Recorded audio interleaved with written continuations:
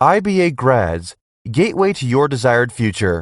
अस्सलाम वालेकुम everyone, this is Talal Hussain from IBA grades और आज आप लोगों से बात करने आया हूं मैं SAT के बारे में, डिजिटल SAT के बारे में। और तीन चीज़ें आज आपको मैं ऐसी बताऊंगा SAT के बारे में जिससे उसके रीडिंग और राइटिंग सेक्शन के अंदर आपका स्कोर करना रिलेटिवली आसान हो जाएगा। तीन चीज़ें तो गौर से सुनिएगा। पहली चीज़ देखिए, हमें पता है कि जो पेपर SAT था उसके कंपैरिजन में हम डिजिटल SAT को जब देख रहे हैं तो एक चीज़ जो बड़ा फ़र्क है वो ये है कि वोकैबुलरी वापस आ गई है, राइट। तो अब क्या टिप है इसके लिए, किस तरीके से मैं वोकैबुलरी के क्वेश्चंस को एस कर लूँ। देखो, पहली चीज़ तो ऑब्वियस सी बात है, मेरा जो वोकैबुलरी बेस है वो अच्छा होना चाहिए। अगर मैं वोकैब अच्छी याद नहीं करके आ रहा, अगर मेरा पहले से जो बेस है वो अच्छा नहीं है वोकैबुलरी का, तो ऑटोमेटिकली मेरे लिए ये क्वेश्चंस करना मुश्किल होगा। वाई? बिकॉज मेरे पास अगर चार बच्चे कहते हैं हम इम्प्रोवाइज कर लेंगे, हम ये कर लेंगे, हम वो कर लेंगे, बट हमारे पास अगर चार ऑप्शन हैं, राइट, और अगर मुझे उन चारों वर्ड्स का मतलब नहीं पता, right, there is no way on earth that I can do that question, right. तो मैं नहीं कर सकता वो। तो आपका पहले वोकैबुलरी बेस अच्छा होना चाहिए, नंबर वन। अब ये तो चलो हमने अज्यूम कर लिया कि वोकैबुलरी बेस किसी का अच्छा है।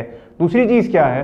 दूसरी चीज़ ये कि क्वेश्चंस की अंडरस्टैंडिंग, ठीक है। मैं इंशाल्लाह कोशिश करूंगा आगे आने वाली वीडियोस के अंदर I discuss with you actual questions जो SAT में आ रहे हैं, बट आपको उन क्वेश्चंस को इम्प्रोवाइज करके you have to not only know the meaning of the words that are there in the options, but also कि उस ब्लैंक में किस तरह का वर्ड आना चाहिए as per the context of the passage, which is very important to understand, ठीक है।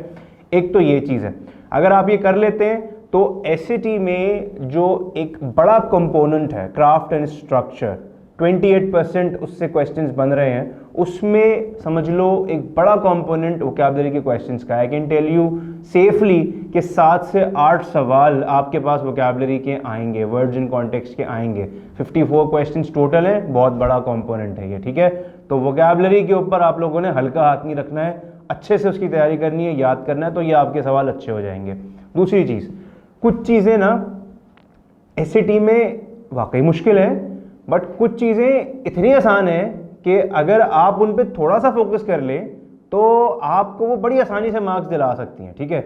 उनमें पहली चीज़, जो दूसरा पॉइंट है मेरा ऑब्वियसली इसके अंदर, वो क्या है कि ग्रामर, राइट। जो ग्रामर का पार्ट है उसके अंदर अगर आप जाके गौर करें तो घुमा फिरा के कुछ बेसिक कॉन्सेप्ट्स हैं और उन्हीं को बार बार टेस्ट किया जा रहा है। और मैंने अभी थोड़ा बहुत जो मेरा एक्सपीरियंस हुआ उसमें मैंने ये देखा कि उन्हीं क्वेश्चंस को बच्चे बार बार गलत भी कर रहे हैं, ठीक है। तो कुछ थोड़े बहुत टॉपिक्स हैं, इंशाल्लाह मैं और इसमें डिटेल में बात करूंगा।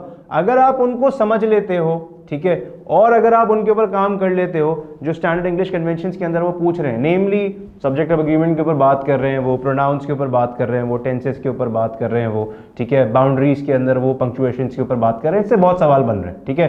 तो ग्रामर के कॉन्सेप्ट्स पक्के कर लेने हैं, ये आप कर लेंगे। It is guys making 26% of your paper, trust me on that, ठीक है। 26% बहुत बड़ी अमाउंट है, 15-16 सवाल इससे बन रहे हैं, तो ये आप बड़ी आसानी से कर सकते हैं, ठीक है।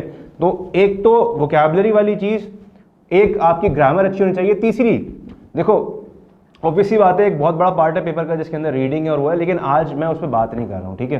तीसरी चीज़ जो एक्सप्रेशन ऑफ आइडियाज़ में हमारे पास आ रही है, रेट्रिकल सिंथेसिस। नाउ ये जो एक टॉपिक है ना, ये नया है फॉर स्टार्टर्स, ये पहले SAT के अंदर नहीं आया। कैसे होता है शुरू कि while research a student has taken a certain notes, और फिर आपको 5-6 टॉपिक्स 5-6 नोट्स दिए जाते हैं और उससे रिलेटेड बहुत एक कोई सवाल किया जाता है। अब इसमें नॉर्मली क्या होता है, बच्चे इसमें कंफ्यूज हो जाते हैं, क्या यार ये तो बहुत बड़ा सा सवाल है, वो एक पेज के ऊपर पूरा सवाल आ रहा होता है, ठीक है। Trust me on this guys, that is a very simple question and that is a very easy question. आपको सिर्फ करना क्या है, you just have to understand वो नोट्स उसने क्या दिए हुए और उससे रिलेटेड एक बहुत ही इजी सा सवाल आया हुआ होता है, तो उससे डरना नहीं है, ठीक है। उसको आप पहले अटेम्प्ट कर लो, उसको आप मतलब it will get you a score, ठीक है, और आपको उससे कम से कम 4 सवाल मिल जाएंगे पेपर के अंदर, and that is because something new, तो इंशाल्लाह वो that will also get you a good score. तो ये तीन चीज़ें ऐसी हैं, इन पे अगर आपने काम कर लिया, ठीक है, तो होपफुली एक रिलेटिवली बेहतर स्कोर की तरफ आप जाएंगे। इंशाल्लाह आगे आने वाली वीडियोस के अंदर